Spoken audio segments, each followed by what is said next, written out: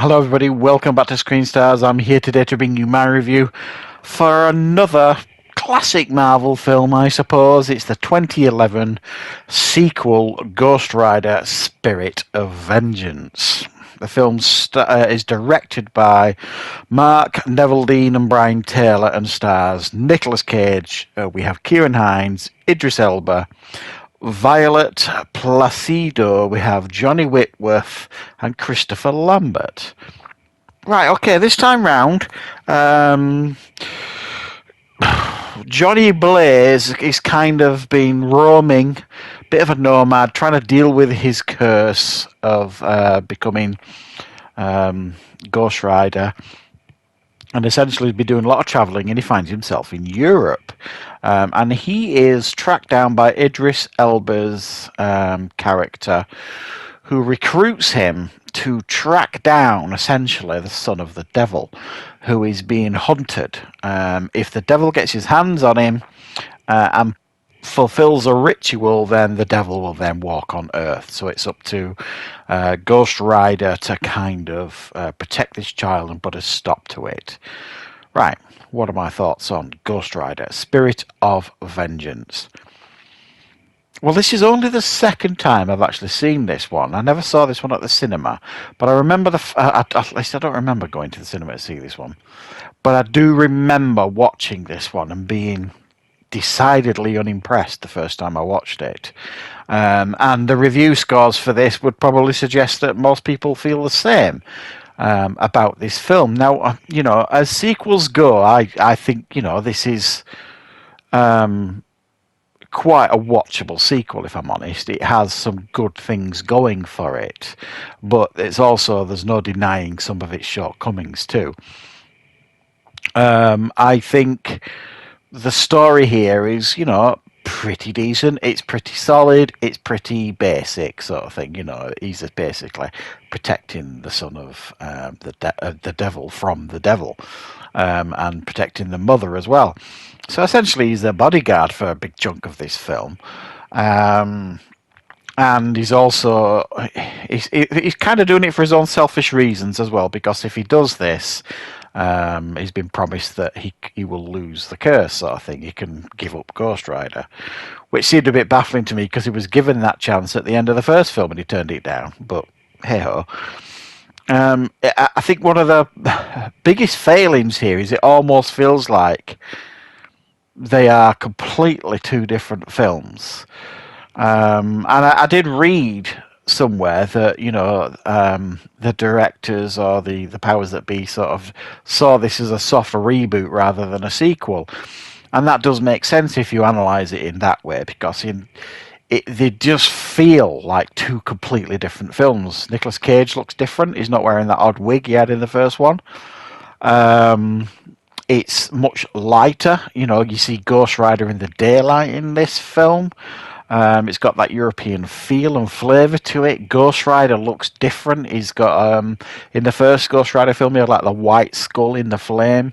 This time it's a much darker skull in the flame. They've made him look much more sinister. And I actually think I prefer his look in this one, if I'm being honest, to the first film. So it does feel like two different films. It really, really it does.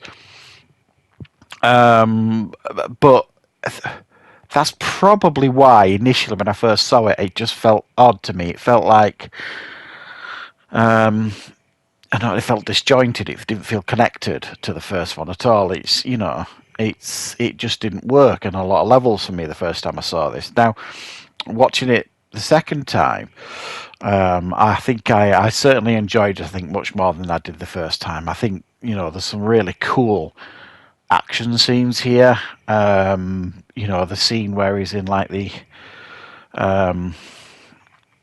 place where he turns like this big digger thing into, one of his Ghost Rider machines. I thought that was really cool. It felt like he had a real sinister presence about him, Ghost Rider, in this one. He felt powerful at times as well in this one. And some of the like bike chasing scenes were well done.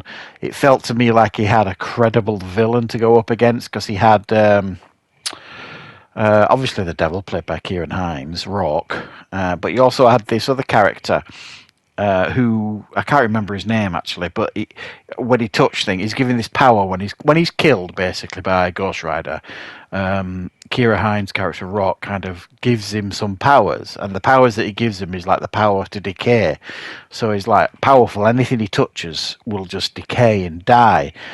So he feels like a credible challenge for Ghost Rider. So you get a lot of cool sequences here, and I personally thought the effects here, for the most part, were very, very well done. It almost, at times, reminded me of T2, Terminator, where the Terminator's protecting John Connor. It felt like that. You had that relationship between him and the boy that I thought worked quite well. And then you've got the oddities here in this film, where you've got Idris Elba, who's got nothing interesting to do in this film. Now, I know this was 2011, and arguably, was he a big-ish star then? Maybe not, but it was big enough. I personally don't understand why he would be in this film when he's got nothing credible to do. Same with Christopher Lambert, and I know at this stage in his career, I think this was the first theatrical release for Christopher Lambert for probably over a decade. He's in the film for 5-10 minutes, Christopher Lambert, and apparently, he shaved his head for the role, and he even left all the tattoos on his face on overnight because it was just easier. So he committed to the role and everything, Christopher Lambert, but he's barely in it, and he's got nothing interesting to do. So there are some things going on in this film, and you're just kind of like, who is this Idris Elba character? What is his purpose in this film, other than to recruit Johnny Blaze? And even then, didn't really understand who he was and what he was doing or anything like that. He was just a random character. I was much more interested in, the road trip aspect of this film, where he's travelling with the child and the mother and the kind of bonding a little bit sort of thing. I thought that was, that's the bit I thought, was more worthwhile, and I wanted to see more of that. And the action scenes, when we got them, I thought were well put together. It did seem a bit odd to me seeing Ghost Rider during the day, especially again, and this is another thing that's at odds with the first film, because in the first film we were told that by day he's Johnny Blaze, but by night, in the presence of evil, the Rider takes over. Well, we see him multiple times in the day in this film. So again, that just didn't make sense to me. It's at odds with what we were told in the first film. So if you can kind of put aside some of the oddities in this film and some of the things it kind of conflicts with the first film, you've got another fun performance by Nicolas Cage here. He's going way over the top as and when he needs to. I think the Ghost Rider sequences are fun. I quite like the villains in the film. It's watchable, and I don't think it's anywhere near as bad as its reputation suggests, which, to be fair, most films aren't like that. Most films that have got a poor reputation are never generally as bad as the reputation would suggest, and I think this is another one as well. So yeah, I quite enjoyed revisiting this one. So let me know in the comments, guys, what your thoughts on Ghost Rider Spirit of Vengeance. After this film was released, my understanding is that the rights to Ghost Rider went back to Marvel Studios. So will we ever see Ghost Rider in the MCU? I think it would be a fantastic and cool addition to the MCU. It would, if they did like a hard R version of Ghost Rider, like give someone the creative freedom to do it, like they have done with the Deadpool films. I think we could have a special film on his hands if they're really going to go for it, and put some real budget and power behind it. I'm not saying we should bring Nicolas Cage back, but it would be nice maybe if he was, passing the torch to another rider. Maybe that would be interesting. But anyway, that's just me kind of spitballing and putting my ideas out there. So thanks for checking out this review, guys. I hope you liked it. I hope you found it useful. I will, of course, be back with plenty more content on the channel very, very soon.